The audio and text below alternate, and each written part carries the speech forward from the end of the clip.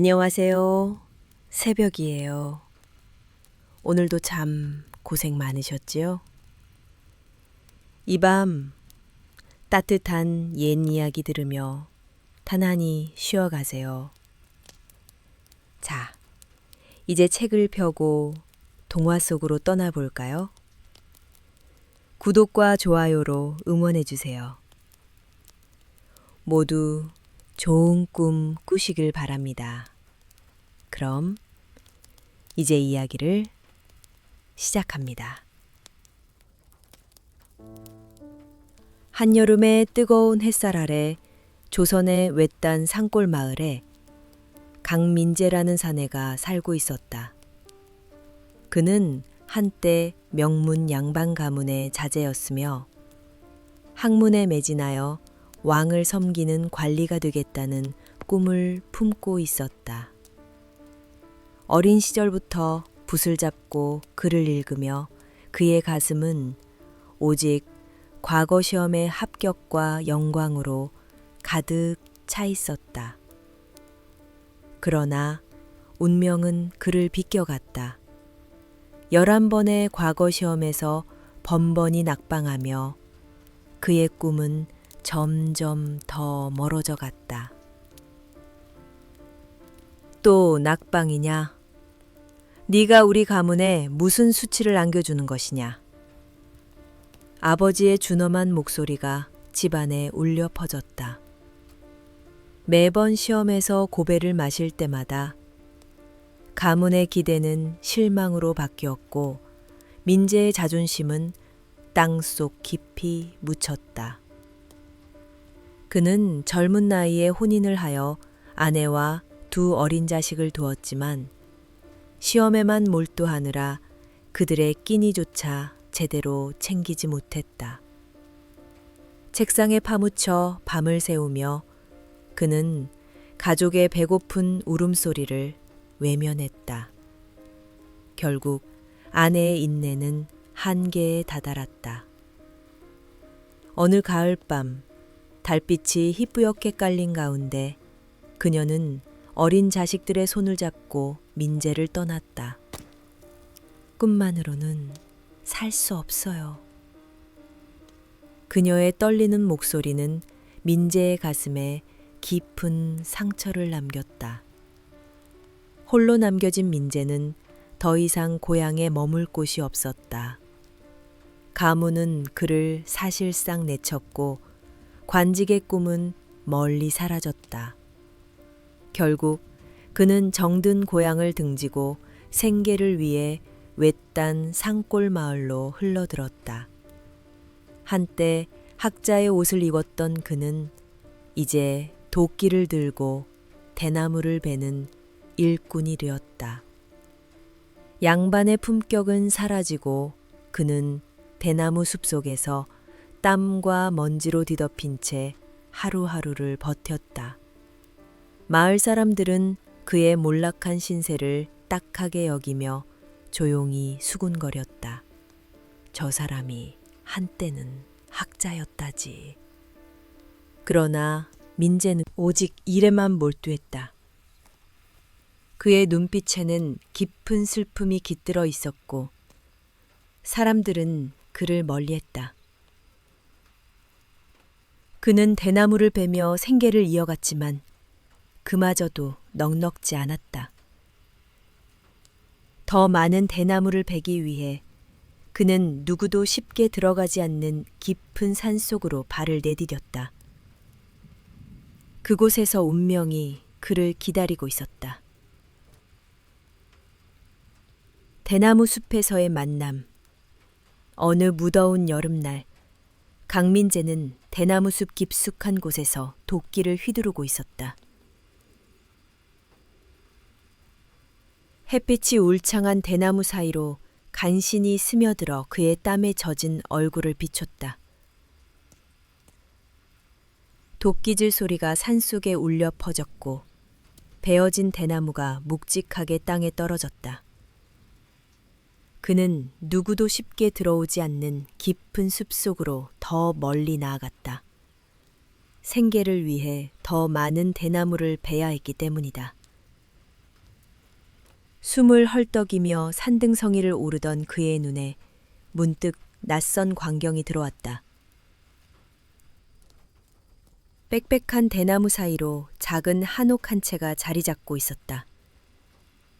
지붕의 기와는 햇빛에 희미하게 빛났고 집은 마치 세상과 단절된 듯 고요히 서 있었다.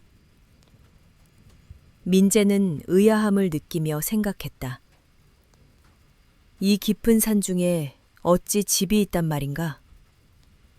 호기심을 이기지 못한 그는 조심스럽게 집을 향해 발걸음을 옮겼다. 한옥의 문 앞에 다다른 그는 조심스레 문을 두드렸다. 잠시 후 문이 삐걱이며 열렸다.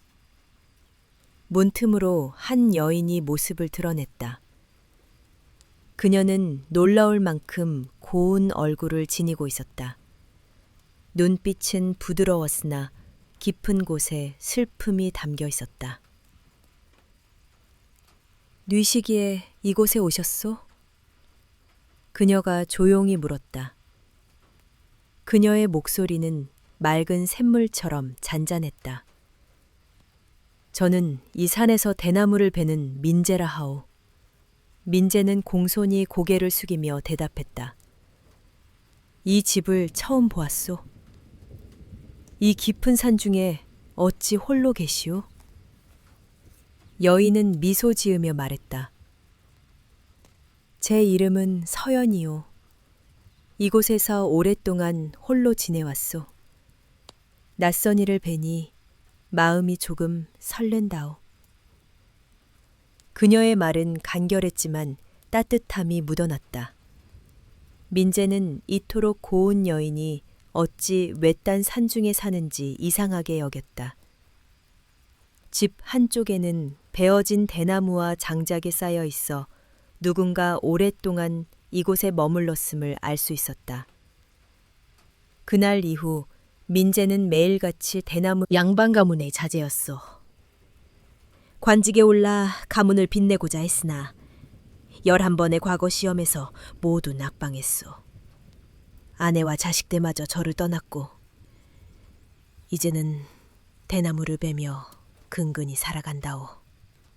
그의 목소리는 떨렸고 눈에는 깊은 고통이 스쳐갔다. 서연은 그의 이야기를 조용히 들었다. 그녀의 눈빛은 따뜻했고 그의 아픔을 이해하는 듯했다. 저 또한 부모를 일찍 여의고 홀로 살아왔소. 외로움은 사람을 약하게도 강하게도 만든다오. 그녀의 말은 간단했지만 진심이 담겨 있었다. 민재는 그녀의 말에 위로를 받았다.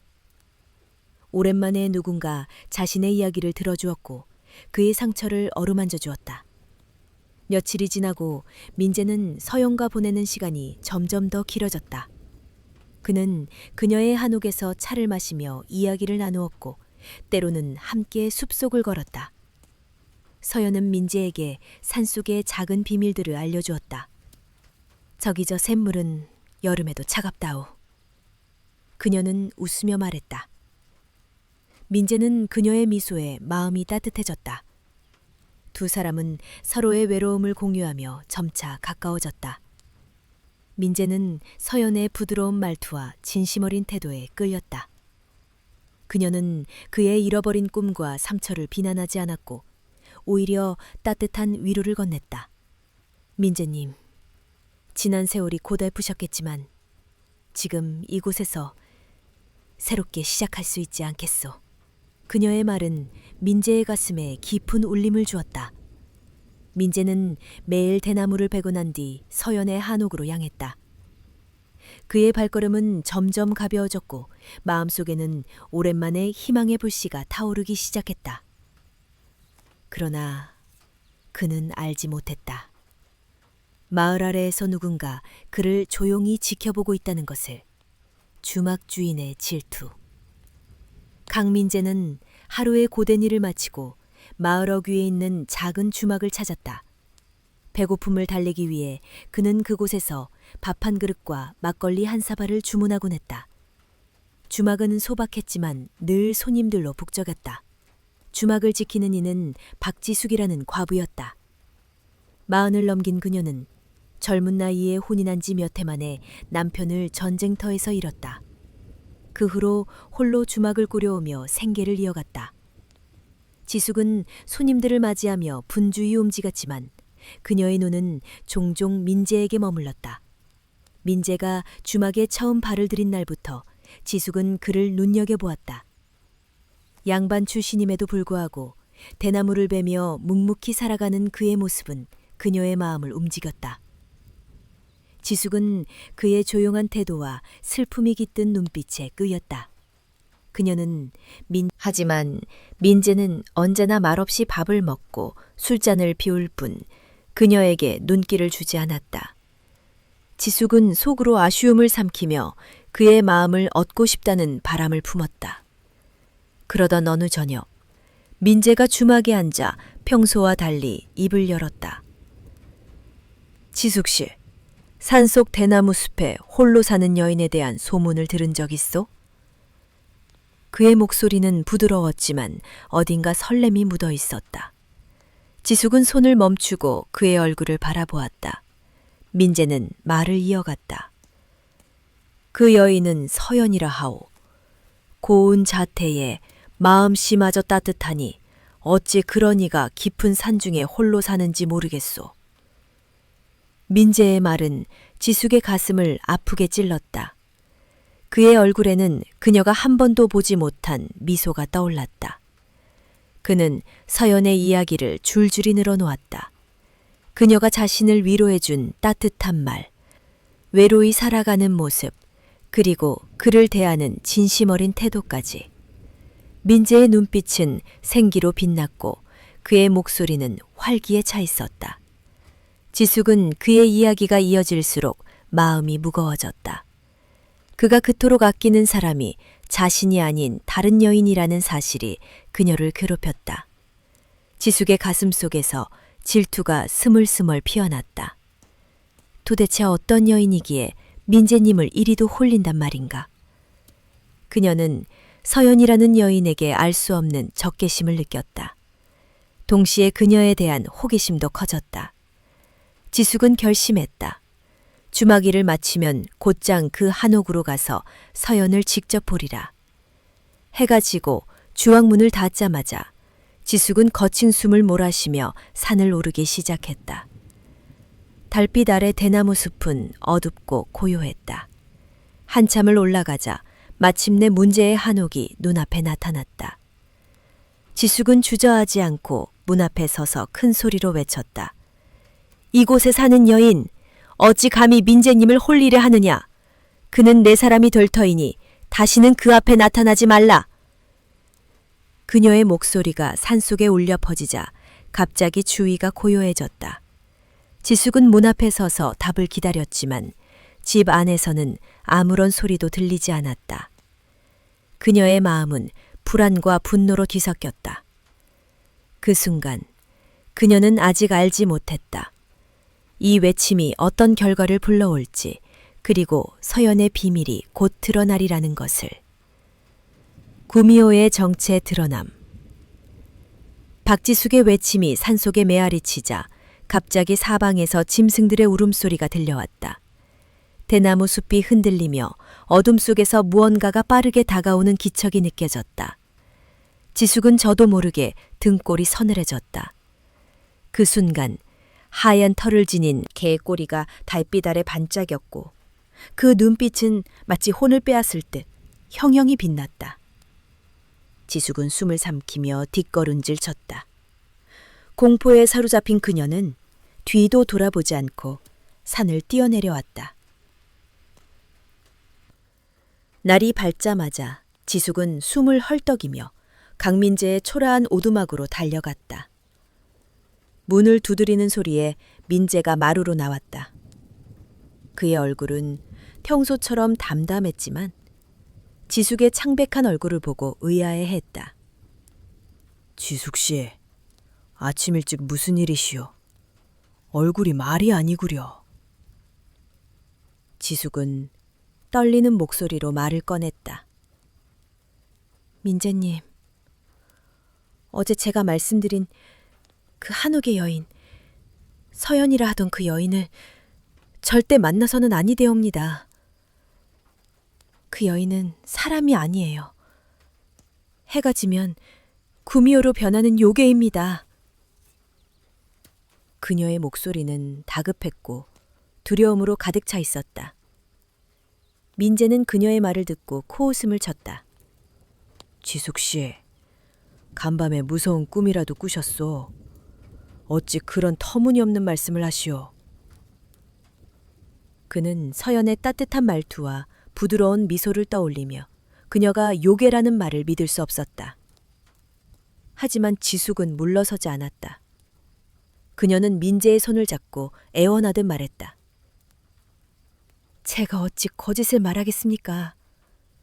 제 두 눈으로 똑똑히 보았습니다. 어젯밤 그 한옥 앞에서 구미호가 제게 달려들었어요. 믿지 않으시겠다면 오늘 밤 저와 함께 그곳으로 가서 확인해 보시죠. 제 말이 참인지 거짓인지 직접 보시고 판단하소서. 지숙의 비장한 모습에 민재는 더 이상 웃을 수 없었다. 그녀의 눈빛에는 확신이 담겨 있었고 그의 마음은 불안으로 흔들렸다.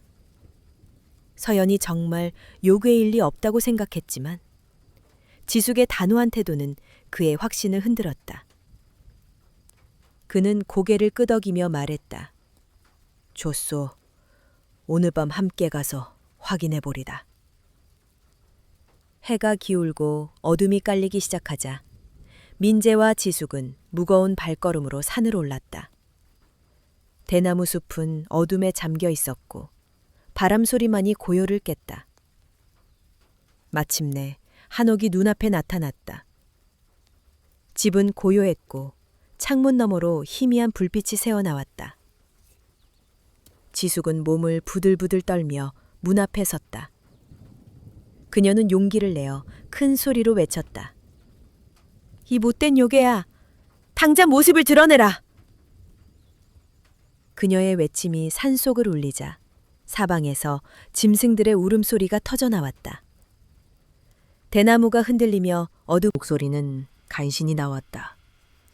서연이, 이게 정말 서연이요? 구미호는 그의 말을 들은 듯 잠시 멈칫했다. 그러더니 이내 희미한 연기처럼 스르르 사라졌다. 민재는 얼어붙은 듯 그 자리에 서 있었다. 지숙은 그의 팔을 붙잡으며 급하게 말했다. 보셨지요? 제 말이 틀리지 않았습니다. 그 여인은 사람이 아니라 구미호였어요. 그녀의 목소리는 떨림과 분노로 뒤섞여 있었다. 민재는 아무 말도 하지 못했다. 그의 머릿속은 혼란으로 가득 찼다. 방금 본 구미호의 모습은 분명 현실이었다.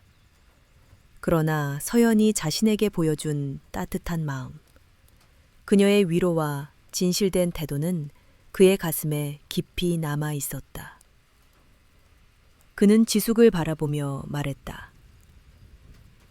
지숙 씨, 오늘 밤은 이만 돌아갑시다.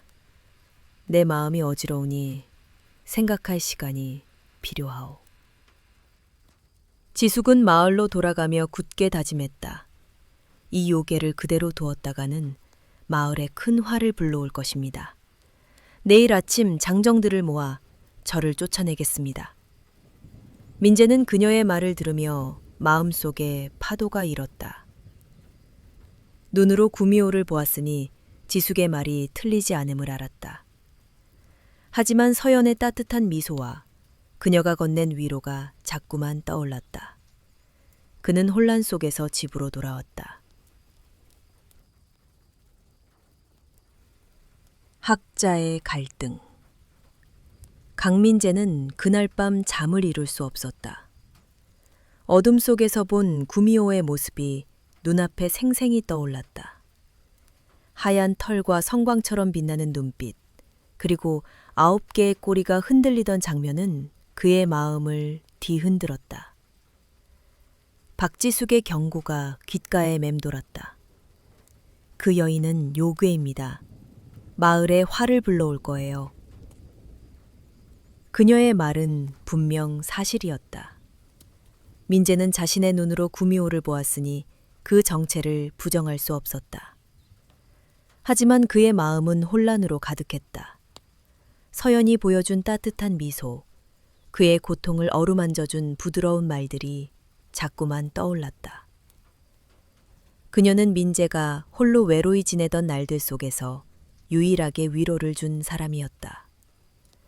어찌 그런 이가 악한 요괴라 할 수 있단 말인가. 민재는 어두운 오두막 안에서 중얼거렸다. 그는 서연의 진심이 담긴 눈빛을 잊을 수 없었다. 그녀가 구미호로 변한다 해도 그 이면에는 분명 이유가 있을 것이라 믿었다. 밤이 깊어지자 민재는 더 이상 참을 수 없었다.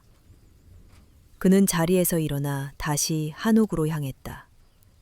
달빛이 희미하게 비추는 당신의 진실을 알고 싶소. 그의 목소리는 떨렸지만 단호함이 깃들어 있었다. 숲속 깊은 곳에서 소리 없이 구미호가 나타났다.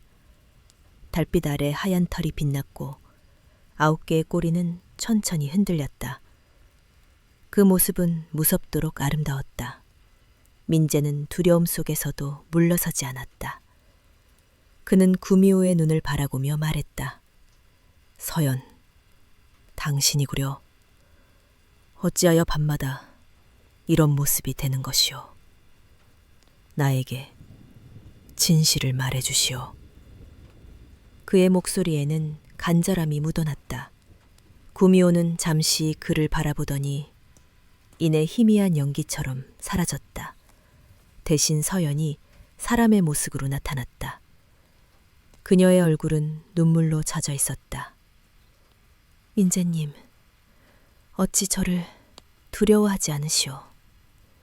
그녀의 목소리는 떨렸고 슬픔이 깊게 배어 있었다. 저는 요괴입니다. 당신을 해칠지도 모르는데 어찌 이리도 저를 믿으시는지요. 민재는 그녀의 말에 고개를 저었다. 당신은 나에게 따뜻한 위로를 주었소. 요괴라 할지라도 나는 당신의 마음이 진실이라 믿소. 그는 조용히 그녀 곁으로 다가가 말을 이었다. 부디 당신의 이야기를 들려주시오.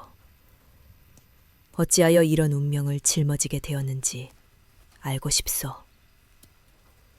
서연은 한참 동안 말이 없었다. 그녀의 눈에는 깊은 고통이 담겨 있었다. 민재는 그녀를 재촉하지 않고 조용히 기다렸다. 마침내 서연이 입을 열었다. 송구하오, 민재님. 저는 당신에게 숨기고 싶지 않소. 하지만 이 이야기는 제게 너무나 무겁소. 그녀의 목소리는 작았지만 진심이 담겨 있었다. 민재는 그녀의 손을 바라보았다. 그녀의 손은 떨리고 있었다. 그는 마음속으로 결심했다. 어떤 진실이 드러나더라도 서연을 함부로 단죄하지 않으리라. 하지만 지숙의 말이 다시 떠올랐다. 그 요괴를 그대로 두었다가는 마을에 큰 화를 끼칠 것입니다. 민재의 마음은 갈등으로 가득 찼다. 서연의 따뜻한 마음과 구미호의 무서운 모습 사이에서 그는 무엇을 믿어야 할지 알 수 없었다. 그는 한옥을 떠나며 생각했다. 내일 지숙이 마을 사람들을 모아 이곳으로 올지도 모른다. 서연이 위험할 수 있어. 그의 발걸음은 무거웠다. 서연을 지키고 싶었지만 마을 사람들의 분노를 막을 수 있을지 확신이 없었다. 그는 집으로 돌아오며 밤새 고민에 잠겼다. 서연의 진실을 알기 전까지 그는 그녀를 제 비밀을 말씀드리기 송구하오. 하지만 당신의 믿음이 제게 용기를 주었소. 그녀의 목소리는 작았지만 깊은 슬픔이 담겨 있었다. 서연은 자신의 기구한 운명을 이야기하기 시작했다. 소희는 본래 형리의 딸이었소. 제 아버지는 죄인을 잡아 벌하는 일을 하셨고 그 권세는 대단했으나 원한에 사는 일도 많았어. 그녀는 잠시 말을 멈추고 숨을 고르며 이어갔다. 그러던 어느 날 아버지가 무당 한 분을 잘못 잡아들였어. 그 무당은 아무런 죄가 없었으나 혹독한 고문을 당했고 결국 숨을 거뒀어. 민재는 그녀의 이야기에 귀를 기울였다. 서연의 눈에는 고통이 가득했다. 그 무당은 죽기 전 저주를 내렸어. 제 부모님께는 심한 병을 앓게 하는 저주를, 그리고 소인에게는 겉으로는 아름다워 보이나 진심을 주는 이를 절대 만나지 못하게 하는 저주를 내렸나이다. 그녀의 목소리는 떨렸고 눈물 한 방울이 뺨을 타고 흘렀다. 그때부터 해가 지고 밤이 되면 제 몸이 구미호로 변하게 되었어. 평생 홀로 외롭게 살아가야 하는 운명이 되었어. 민재는 그녀의 이야기에 가슴이 아팠다. 자신의 지난 세월, 과거 시험의 낙방, 가족의 떠남, 그녀의 고통에 비하면 아무것도 아니었다. 서연이여, 어찌 이리 가혹한 운명을 짊어지셨소? 그의 목소리에는 깊은 연민이 묻어났다. 그는 손을 뻗어 그녀의 눈물을 닦아주었다. 홀로 그 고통을 견디며 살아오셨으니 얼마나 힘드셨겠소. 서연은 그의 따뜻한 손길에 고개를 숙였다. 민재님, 당신은 저를 두려워하지 않고 제 이야기를 들어주었소. 그저 그것만으로도 제게 큰 위로가 되오. 그녀는 잠시 말을 멈추고 민재를 바라보았다. 하지만 마을 사람들이 제 정체를 알게 되었소. 박지숙이 장정들을 이끌고 이곳으로 올지도 모르오. 소인은 더 이상 이곳에 머물 수 없소. 민재는 그녀의 말에 가슴이 저렸다. 그는 간밤에 지숙이 했던 말을 떠올렸다. 저 요괴를 그대로 두었다가는 마을에 큰 화를 끼칠 것입니다. 지숙의 단호한 목소리가 그의 머릿속을 맴돌았다. 그는 마을 사람들의 분노가 서연을 위험에 빠뜨릴 수 있음을 알았다. 서연이여, 지금 도망치기엔 너무 늦었어. 당신은 밤새 구미호의 모습으로 있었으니 몸이 쇠약해 보이오. 당장 사람들이 들이닥칠지 모르니 제 오두막으로 가 몸을 숨기시오. 서연은 그의 제안에 주춤했다. 소인 때문에 민재님께 폐가 될까 두렵소. 제 정체가 드러나면 민재는 그녀의 말을 단호히 막았다. 괜찮소. 당신을 이대로 내버려 둘 수는 없소. 그는 서연의 손을 잡고 부드럽게 말했다. 어서 제 집으로 가시오. 제가 당신을 지키겠소. 서연은 그의 진심 어린 눈빛에 마음이 흔들렸다. 그녀는 고개를 끄덕이며 그의 손을 따라 일어섰다. 민재는 서연을 부축하며 조심스럽게 산을 내려갔다. 대나무 숲은 어둠에 잠겨 있었고 새벽의 찬 공기가 그들의 얼굴을 스쳤다. 민재의 오두막에 도착한 서연은 그의 작은 방 안에서 몸을 웅크렸다. 그녀의 얼굴은 피로로 청백했지만 민재의 따뜻한 손길에 안도감을 느꼈다. 민재는 서연을 바라보며 생각했다. 구미호라 할지라도 그녀의 마음은 진실했소. 나는 그녀를 믿고 싶소. 그의 가슴 속에는 두려움보다 연민과 애정이 더 크게 자리 잡았다. 그는 서연이 홀로 짊어진 고통을 나누고 싶었다.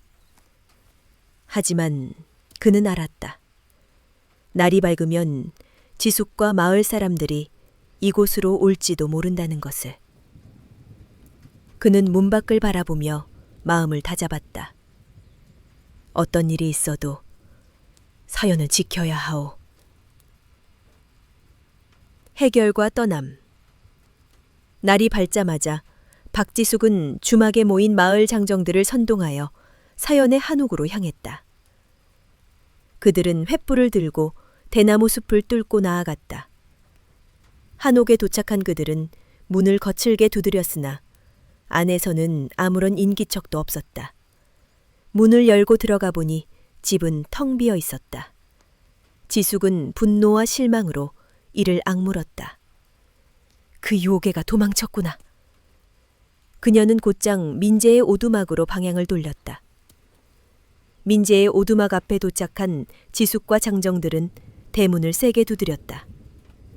서연은 창고 구석에 몸을 숨기고 숨소리조차 죽였다. 민재는 불안한 마음을 애써 감추며 문을 열었다. 지숙이 날카로운 목소리로 물었다. 민재님, 그 요괴를 보셨소? 한옥에는 아무도 없었소?